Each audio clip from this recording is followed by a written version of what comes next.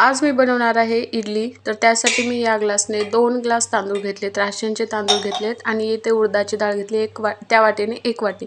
तुम्ही 2 ग्लास तांदूळ घेतले तर 1 वाटी उडदाची डाळ घ्यायची, 4 ग्लास तांदूळ घेतले तर 2 वाटी उडदाची डाळ घ्यायची, अशा प्रमाण घ्यायचं। आणि इथे मी आता भिजवून ठेवले, रात्रभर भिजवते आणि सकाळी पीठ काढून नंतर अजून रात्री करायला येते इडली। म्हणजे ते तांदूळ आणि उडीद डाळ भिजवल्यानंतर 7-8 तास भिजवावं लागतं आणि पीठ ते बारीक केल्यानंतर 7-8 तास भिजवावं लागतं। तर आता इथे भिजवून तयार आहे माझं जे पीठ आहे ते। आणि आता 4-5 वाजले होते सायंकाळचे, त्यावेळेस हे बनायला आलेलं होतं आणि मी आता ते पीठ साईडला ठेवले आणि डाळ अगोदर मी सांबर करून घेते। सांबर करण्यासाठी डाळ पण इथे शिजलेली होती आणि सांबर करण्यासाठी मी इथे पाणी ठेवले गरम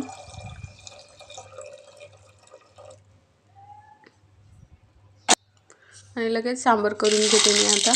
आणि ओल्या खोबऱ्याची चटणी करणार आहे मी। इडली सोबत ओल्या खोबऱ्याची चटणी खूप छान लागते, शेंगदाण्याच्या चटणीपेक्षा छान लागते ओल्या खोबऱ्याची चटणी।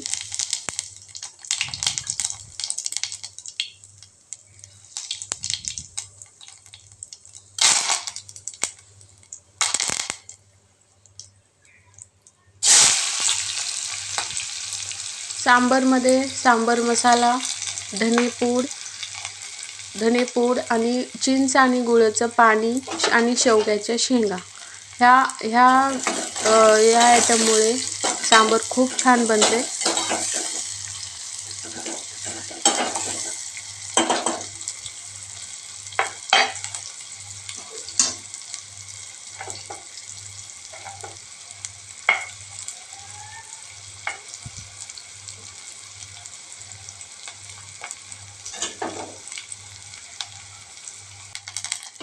तर मी नंतर ॲड केली कोथिंबीर। ॲक्च्युली माझ्याकडे चिंच नव्हती आणि शेवग्याच्या शेंगा पण घरी अवेलेबल नव्हत्या, म्हणून मी असेल त्या साहित्यामध्ये सांबर केले आणि नंतर तिखट टाकून घेतले। चिंच अवेलेबल नव्हती, गूळ होता माझ्याकडे पण चिंच नव्हती। नंतर जे डाळ मिक्स करून ठेवली होती ते मी टाकून घेतली त्याच्यामध्ये। आणि पातेल्यामध्ये ॲक्च्युली जर उकळी आली तर खूप हे होईल, खाली सांडेल, म्हणून मी त्यानंतर ते सगळं वरण एका कढईमध्ये टाकले, कारण सांबर जास्त लागते इडलीसोबत, त्यामुळे मी जास्त केले जरा वरण। आणि वरतून थोडीशी कोथिंबीर टाकली आणि थोडासा गूळ टाकलाय। आणि आंबटला म्हणलं तर मी डाळीमध्येच टोमॅटो टाकले होते, चिंच नाही, त्यामुळे।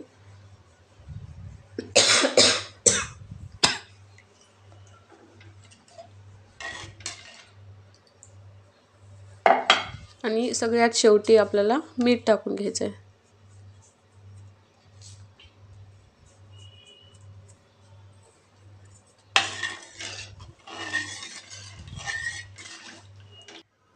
तर इथे सांबर तयार आहे, बघू शकता। आता मी लगेच म्हणजे खोबऱ्याची चटणी करून घेते। ओलं खोबर, हिरव्या मिरच्या, कोथिंबीर आणि दही मिक्स केले मी त्यामध्ये आणि थोडंसं मीठ आपण नंतर पण टाकू शकतो। आणि मी ते मिक्सरमधून काढून घेतले, तुम्ही बघू शकताय छान ग्रेव्ही झालेली आहे। नंतर आता मी त्याला तडका देते, कढीपत्ता हे टाकून आता मी तडका देते छान चटणीला। आणि मीठ नंतर पण टाकू शकता, अगोदरच जास्त टाकल्यानंतर मग आपल्याला टाकायचं प्रमाण कळत नाही, त्यामुळे नंतर पण टाकायचं व थोडंसं टाकायचं अगोदर।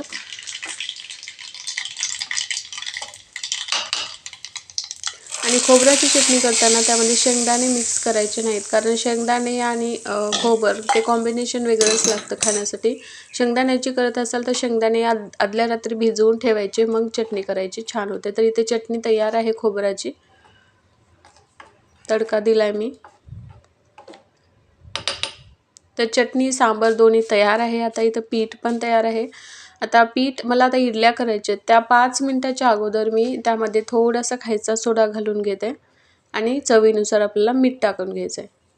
ज्यावेळेस करतो आपण त्याच्या 5 मिनिटं अगोदर टाकून घ्यायचं आहे। आणि लगेच मी इडली पात्र घेतले, इडली पात्राच्या प्रत्येक ह्याला तेल लावून घेतले आणि एक पात्रामध्ये भरून घेतली।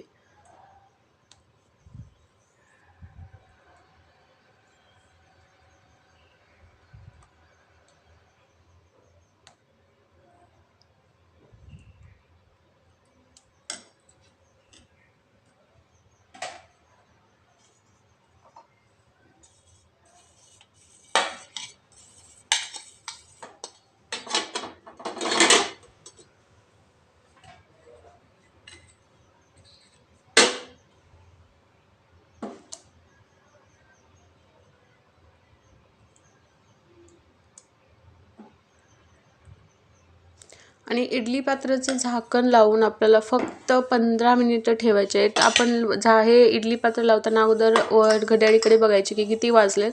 मग त्याचे 15 मिनिटं झाल्यानंतर आपल्याला ते काढून घ्यायचे. आणि तुम्हाला एक ट्रिक सांगते मी नंतर की उकडलेली इडली कशी ओळखायची. सॉरी, थोडंसं बाहेर आलेलं होतं.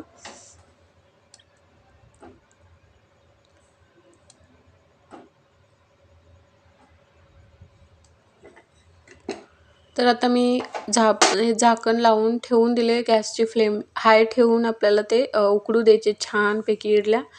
तर आता इथे 15 मिनिट झालेले आहेत आणि इडली उकडलेली आहे. तुम्ही कसं चेक करायचं मी सांगते तुम्हाला. चमचा असेल तुमच्याकडे, काहीतरी असेल मध्ये असं हे करायचं. ह्याला काही चिकटलेलं नसेल तेव्हा इडली उकडलेली किंवा छान तयार झालेली आहे.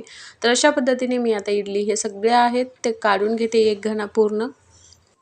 तरी ते मी काढून घेतल्या सगळ्याला. तुम्ही बघू शकता किती छान मऊसूत झालेल्या आहेत इडल्या. तर अशाप्रमाणे तुम्ही प्रमाण वगैरे बघा आणि नक्की ट्राय करा. माझी रेसिपी तुम्हाला कशी वाटली हे कमेंट करून सांगा. चॅनलवर नवीन असाल चॅनलला सबस्क्राईब करा.